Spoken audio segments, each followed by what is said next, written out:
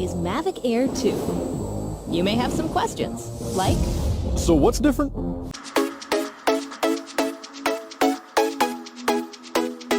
Well, let's start with the larger sensor. There's a lot more pixels, 48 megapixels to be exact, which means you can do this. And then shoot a hyperlapse in 8K. With Smart Photo, every shot is a masterpiece. Yeah, but photos aren't really my thing. Don't worry, we've got you covered.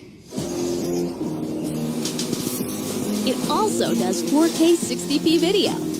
You can also slow things down. Way-do. And yes, there's HDR video. How's the flight time? It's fantastic. You're looking at up to 34 minutes in the air, a new record for the Mavic series. We've added OcuSync 2.0, so you can fly longer and see clearer. What if I'm not a great pilot? That's where Focus Track comes in, so you can fly like a pro. Or just press a button. Here's the best part.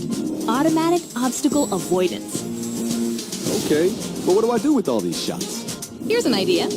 Use the DJI Fly app to edit and share your moments with just a tap.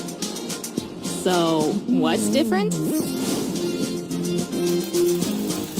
A whole lot.